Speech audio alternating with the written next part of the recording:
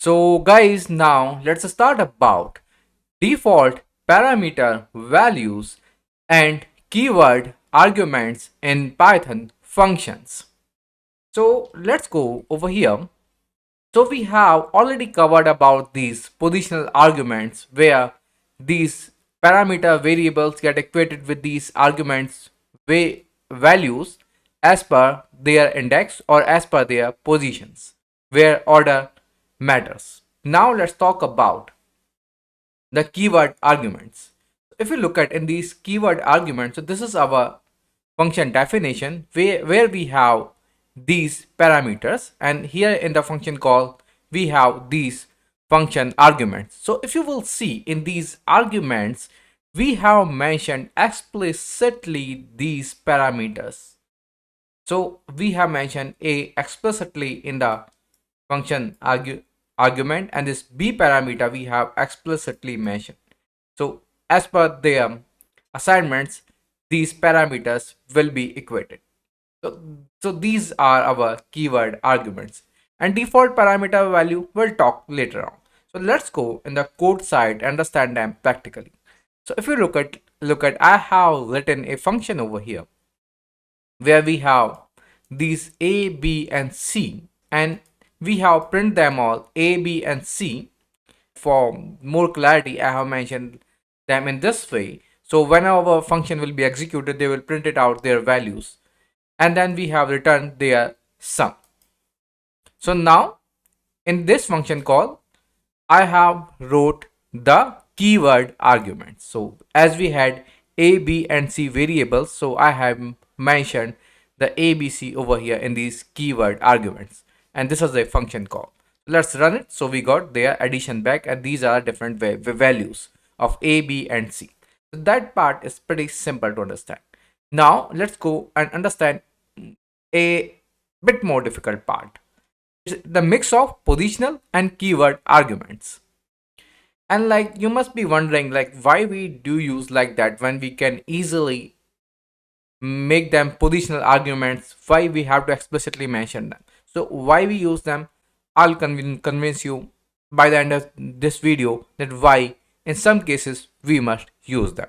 So for now, let's copy this whole code, paste it over here. Now make it the first argument as our positional argument. So now this argument will be matched with this a value as per its position. So this a is as this a is on the 0 position, and 5 is also on the 0 position. So this a will be the variable which will be assigned to the value 5, and b and c we have explicitly mentioned as a keyword argument. So now let's run this code. So again we got a correct result, but there is a catch over here which we need to understand over here. That catch, I mean the rule. So the rule is that these, if we are using a mix of positional and keyword argument like this, so all the keyword arguments must follow the positional argument. So position argument must come in the beginning, all of them. There might be one and there might be two also. So like over here we have two positional arguments. So they must come in the beginning and keyword argument must come in the end. So now let's do one thing. Now let's make the first argument a keyword argument, and then try to make this 10 a positional argument. Do you see immediately a error alert has been raised by the pylons, and it is saying positional argument cannot appear after keyword arguments. So let's run the code. So do you see we got an error because that's the rule. These positional arguments can't come after keyword argument, and despite it is matching the position, if you see this 10, but that's the rule. So let's make it correct. Either make it the first argument also a positional argument, or make them both keyword argument. So both will be right. So I have made them now both positional argument. Now you know how to mix them up. Position and keyword argument mix. I hope this part is really clear to you now. Now let's understand one more important part, that is default parameter value. So So now what is this default parameter value? So let me do one thing. Let me copy and paste our old code, yeah, over here.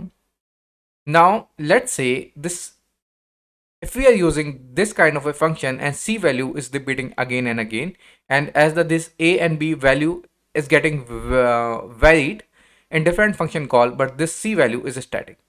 So make this c value as a default parameter value. Now let's make this c as a 20 and remove c from our argument, and let's run the code. So do you see what has happened now? When we have removed c from our arguments and add c in our as a default parameter value. So one thing is that what you need to remember again over here, the same rule. If we are making a default parameter value, like our positional argument follows the keyword argument, same rule applies over here. Any default parameter will follow our normal parameter. So it must come in the end. It cannot be before our positional parameters. So now that part I hope you understand very well. Now but now what has happened over here? Do you see the moment this part will get executed, our function definition part, at that moment only c will be created in our memory, and this 20 will be allotted to this variable c. So this c value is already we have. So whenever we will make this function call, the c variable value, we will took it from that defining state. So that's what happened over here. A and b value we provided over here, but the c value we have taken from that scope, which has been stored in our function object. So that's how we got these values. So c became 20. But now, if in case we have, suppose in some calls, let me copy and paste this whole code again. Yeah, suppose in this function call, the value of c is not 20, but 30 we need to add. So what we will do over here? Nothing, it's so simple. We just need to go in our arguments and we will just change this value c. So now the c value, if we will explicitly mention the c value over here, it will overload this default parameter value. So do you see now c value is 30 now.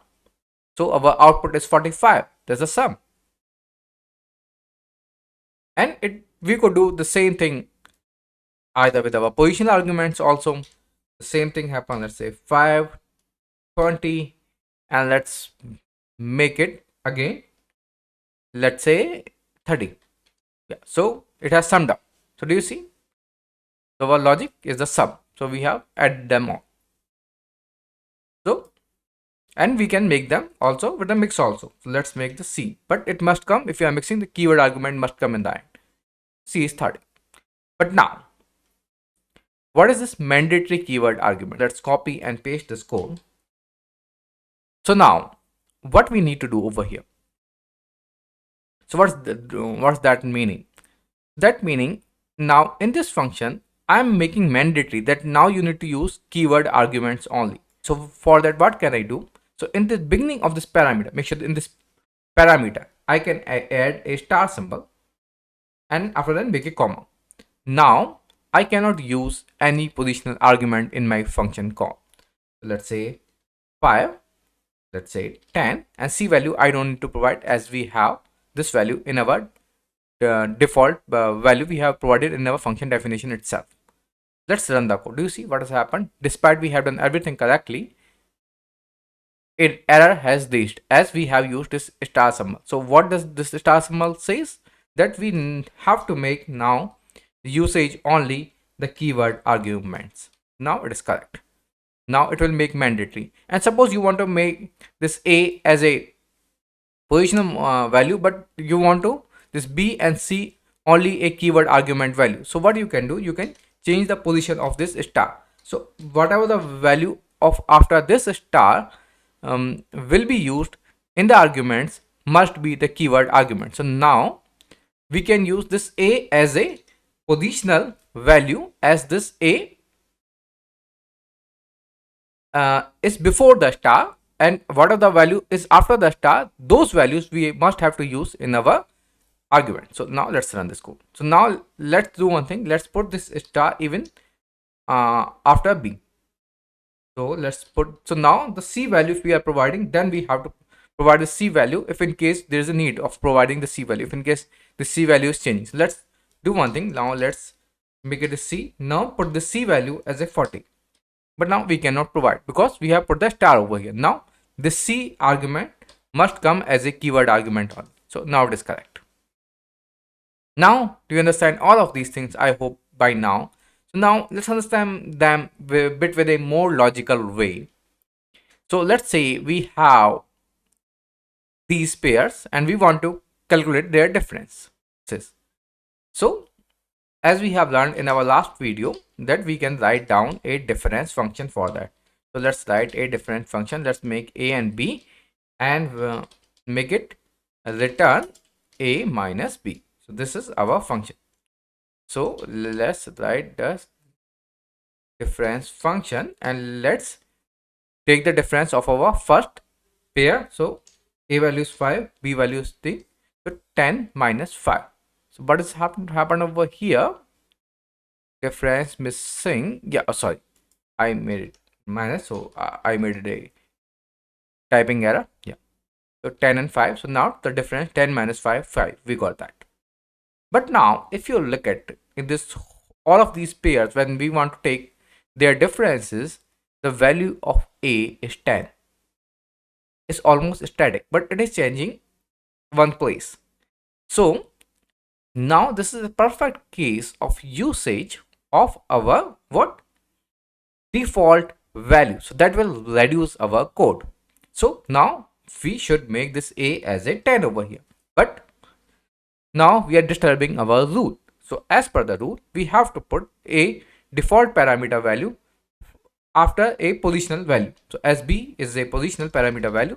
So now we have to put the A value only after this. So now A is equal to 10. So this part we have made it correctly right. But now, you see what has happened now? Now we have disturbed the order of our this thing. So now what will happen? Let's run the code. You get minus 5. Why? Because now, if you look at what has happened over here, now our B is a positional argument and A. So now B value has become 10. And again, we have provided and overload the value of A. So A value, where we have overload this value. So now A is 5 because we have overload this value. So now A is 5 and B is 10. So A minus B, we got minus 5. Whereas we needed 5, not minus 5. So now what can we do to make it correct? Now this is a perfect place to reduce this confusion using a mandatory keyword argument. So now let's put a star symbol over here and make it comma, and let's make it this A is equal to 10, B is equal to 5, and let's me remove these. So now what has happened? Now when we have made them mandatory, now it's 5. But now we cannot provide these positional argument as a, but it is pretty right, because in the future we will not make this mistake, and even if some user is using our code, so we will make them these things in our documentation. So either you can put them comment over here or you can put them as a help text. So that will be a really good thing. So let's make it in the comment that provide A and B as in the keyword arguments only. So the keyword arguments only. Or we can write this thing in a string also. So this will come if someone will use as a help text. Sorry, this line. So let's copy this line over here. So what will happen if someone will use a help on difference. So do you see, if someone will use, so provide A and B as in the keyword arguments only. So if in case some user is using our code, or even if you are using in future, so this will reduce the confusion. So this way we use these things. But what's the major advantage of that? So that's what we learned this particular part. So let's remove this part.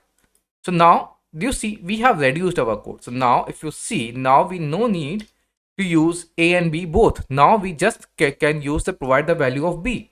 So for first pair for 5. So we got difference 5. If we need the difference for our second pair, that is 2. So difference we need to provide this value of B. So B equal to 2. So and we got a 10 minus 2 because A value has been stored in the default parameter value 8. So do you see now how much part of our code has reduced, and we have made our code much more explicitly or also, which will reduce your error in the future. And if in case A value is changing, so in that case over here let A is 14, so we can provide this A equal to 14 and B equal to 11. Now what has happened? You got third. So but now in this case we provide both A and B, and but we have to make sure we have made both of these in a keyword argument. So I hope by now you got a pretty good understanding of all of these keyword arguments and why to use these default parameters, positional arguments, and mix of these keyword arguments. So but there's a more to learn on this part, but this is a really basic, so you must be pretty good in the basics, as we will learn about quarks and arcs after completing a bit about sequences and iterables in the future videos. So make sure subscribe this channel and learn more conceptually.